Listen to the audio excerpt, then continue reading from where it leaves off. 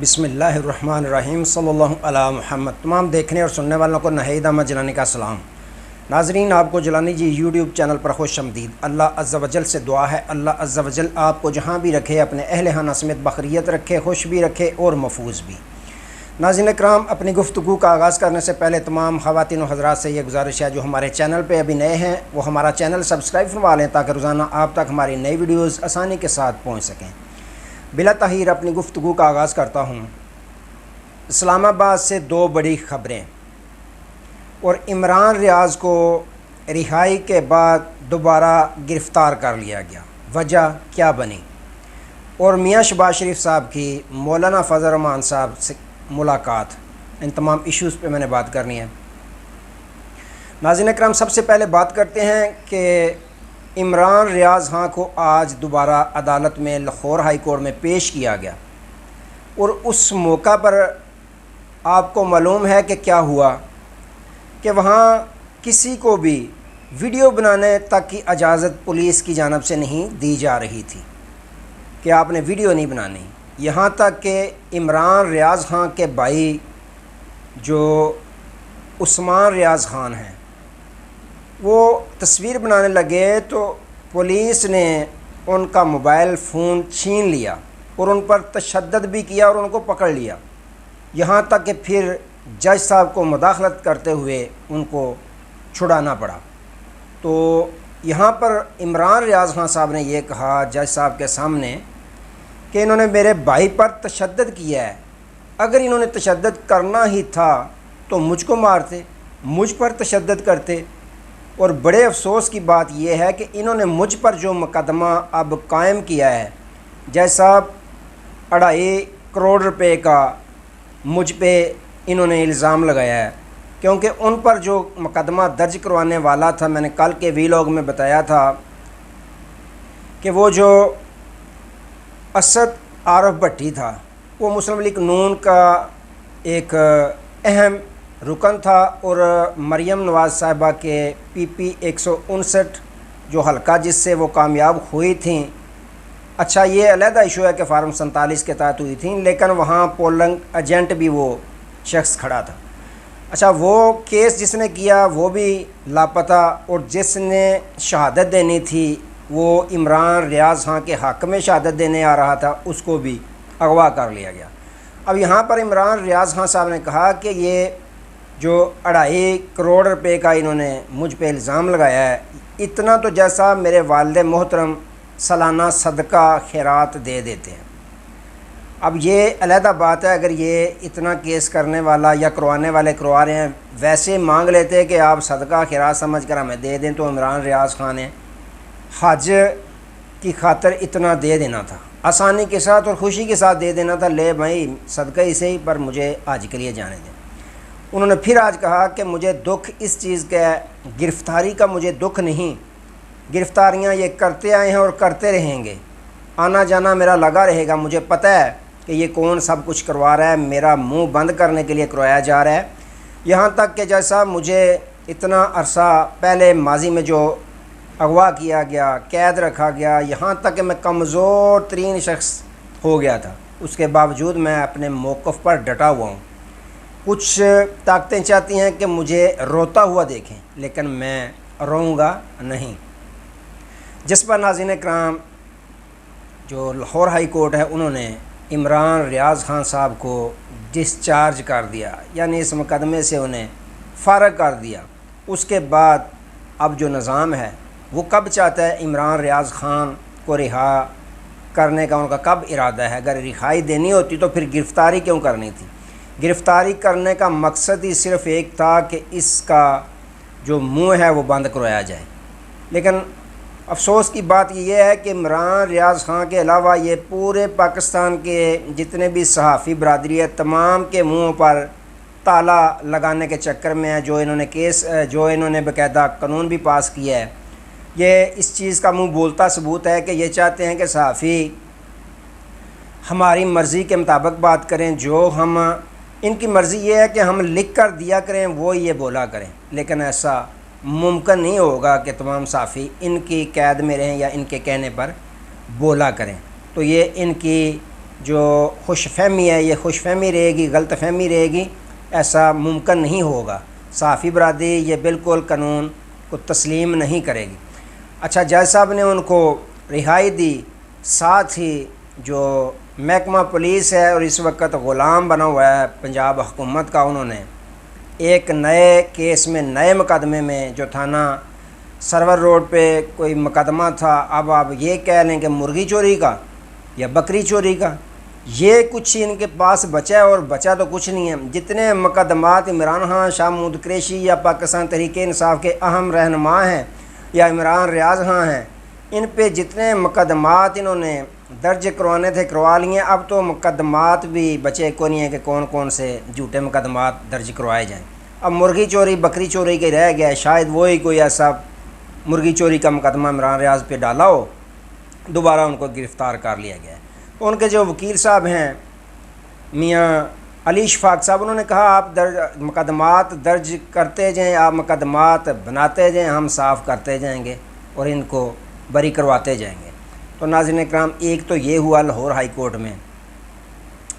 دوسرا ناظرین اکرام، Lahore high court میں آج جو آپ کو پتہ ہے کہ چیف جسٹس شہزاد ملک صاحب نے ایک لسٹ دی تھی الیکشن ٹریبیونل کی، اور جو لسٹ دی تھی الیکشن کمیشن آف پاکستان ان کو نوٹیفائی نہیں کر رہا تھا۔ اس کے بعد جب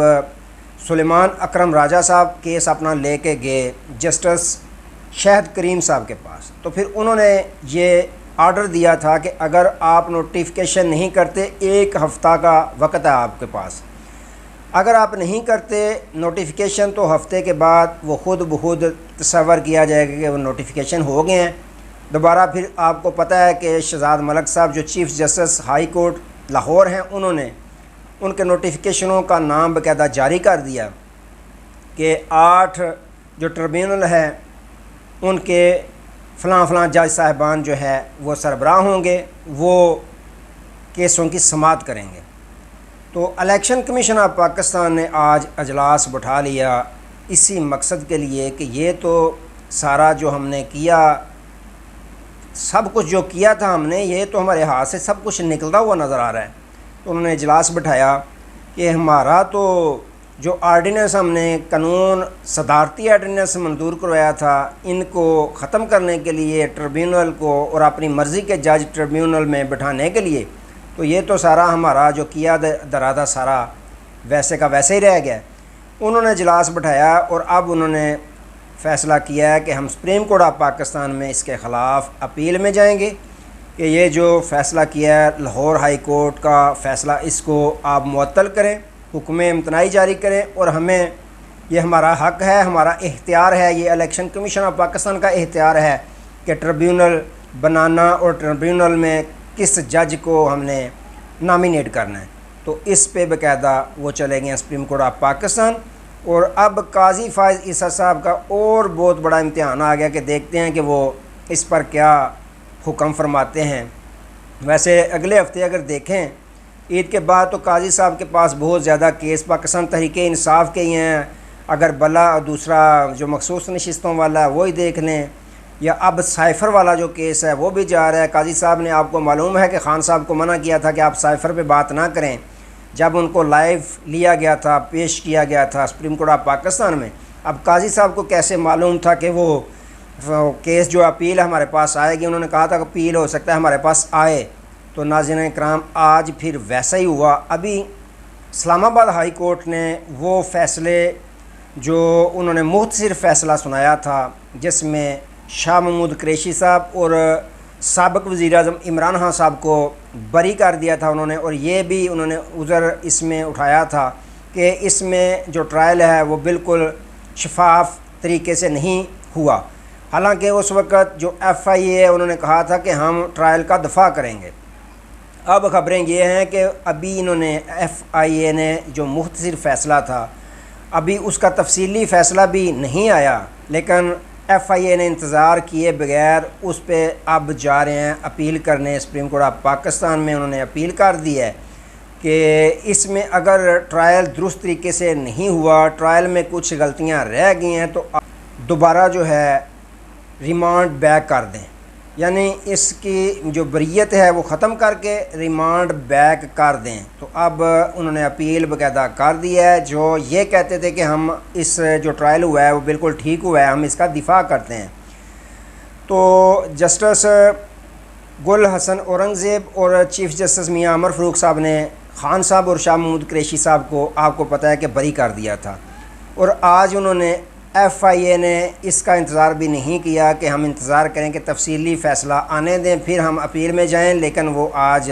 چلے گئے سپریم کورٹ آف پاکستان میں۔ اب قاضی صاحب کے پاس اپیل پہنچ گئی ہے، اب دیکھتے ہیں کہ اس پہ قاضی صاحب کا اور کڑا امتحان ہے کہ کیا کرتے ہیں، کہ ریمانڈ بیک کرتے ہیں یا اس کو جو ہائی کورٹ اسلام آباد کا فیصلہ ہے اس کو بحال رکھتے ہیں۔ تو ناظرین کرام، ایک طرف یہ ہوا تو دوسری طرف آج یہ ہوا کہ وہ چیئرمین پبلک کمیٹی کے ممبران کو تو چن لیا گیا،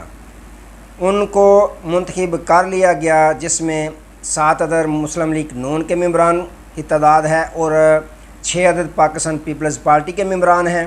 1 عدد ایم کیو ایم کا ہے اور 1 جے یو آئی فے کا ہے۔ تو آج جیسے ہی یہ نامینیٹ کیا گیا چیئرمین پبلک اکاؤنٹ کمیٹی کے ممبران کو، تو جو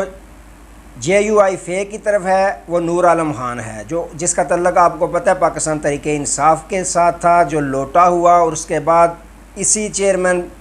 پبلک اکاؤنٹ کمیٹی کا جو چیئرمین تھا وہ اسی نور عالم کو بنایا گیا۔ اب وہ جے یو آئی فے کا ایم این اے منتخب ہوا ہے۔ اب جب یہ سارا سلسلہ ہوا اس کے بعد میاں شہباز شریف صاحب جو وزیر اعظم پاکستان ہیں، انہوں نے مولانا فضل الرحمان صاحب کے ساتھ ہنگامی ملاقات کی۔ اب ملاقات میں کیا ہوا، کون سی باتیں ہوئیں، یہ ابھی تک نہیں سامنے آئی، لیکن ذرائع یہ خبریں دے رہے ہیں کہ میاں صاحب کی طرف سے یہ آفر کی گئی ہوگی کہ آپ چھوڑیں تحریک انصاف کا ساتھ چھوڑیں، آپ اپوزیشن کا ساتھ چھوڑیں، آپ اس طرح کریں کہ چیئرمین پبلک اکاؤنٹ کمیٹی کی جو نشست ہے، چیئرمین شپ ہے، وہ ہم آپ کو دیتے ہیں۔ تو اب مولانا فضل الرحمان صاحب بھی کڑے امتحان میں پڑ گئے ہیں کہ اب وہ کیا فیصلہ کریں گے، پاکستانی قوم کیا ان کا فیصلہ، اگر وہ یہ چیئرمین شپ لے لیتے ہیں تو پاکستانی قوم ان کے اس فیصلے کو خوشی خوشی قبول کرے گی، یا پھر تنقید ان پہ پاکستانی قوم شروع کر دے گی۔ اگر وہ یہ سیٹ لے کر خاموش ہو جاتے ہیں تو پھر ان کا اپنا جو قد کاٹ ہے جس طرح ماضی میں تھا بالکل ویسے ہی رہے گا۔ اگر وہ یہ لے لیتے ہیں تو پھر تو سب سمجھ جائیں گے کہ مولانا صاحب اسی مقصد کے لیے سب کچھ کرتے رہے ہیں، اگر نہیں لیتے تو اپنے بیانیے پہ قائم رہتے ہیں تو پھر پاکستانی قوم سمجھ جائے گی کہ اب مولانا فضل الرحمان صاحب باقاعدہ ڈٹ چکے ہوئے ہیں۔ تو ناظرین اکرام، آج تک اتنا ہی، دوبارہ نئے موضوع کے ساتھ آپ کی خدمت میں حاضر ہوں گے، تب تک کے لیے اجازت دیجیے، اپنا بہت سارا خیال رکھیے گا اور اپنے اس چینل کا بھی۔ اللہ حافظ۔